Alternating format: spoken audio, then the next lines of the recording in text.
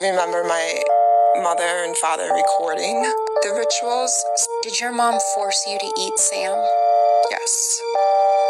That was my consequence for not sacrificing Sam. And it wasn't the first time I was fed human flesh.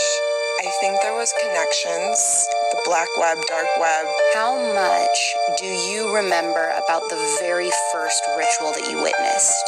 I remember my mother taking a pliers, or what looked like a pliers. It was an instrument that went like that, and she was torturing a baby.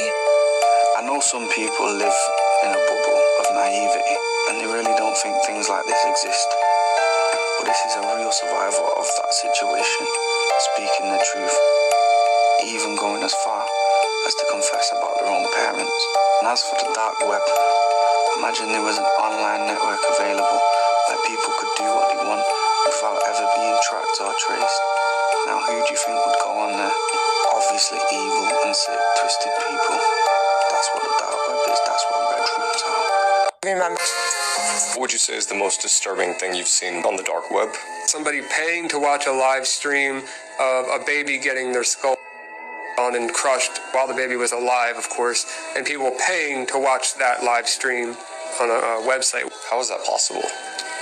You can put anything you want on the internet, so. I don't know what's more disturbing, the actual act or the fact that there's a market for it.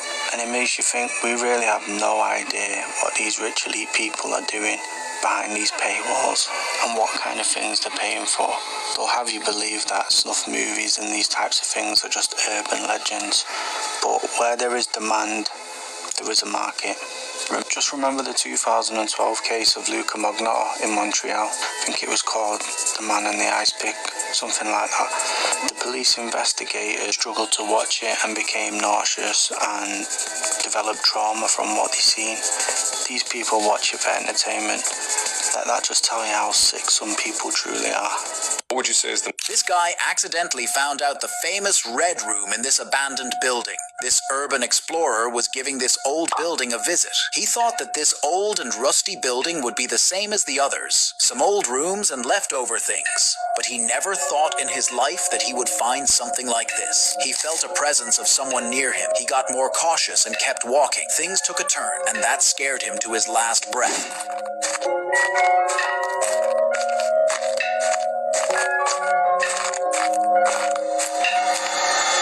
He saw the Red Room. He quickly turned off his flashlight as he didn't want to be seen. It is the room where many people have been tortured till death. Subscribe if you think you got courage to watch our next videos. My name is Patty Camarado. I was friends with Allison DeFeo, the girl who was murdered with the rest of her family here in 1974. This I'm going to show you is the mysterious Red Room that's so noted for in the book. This door, which they say was never here, was here, is here, always will be here, I suppose. This is the Red Room. Nothing more than a storage area where Allison and her brothers and I used to keep toys. Just red, you know? There's never any feeling of spirit presence or ghosts or any sort of thing like that. It's just a play area. Used to keep toys. Nothing more than that.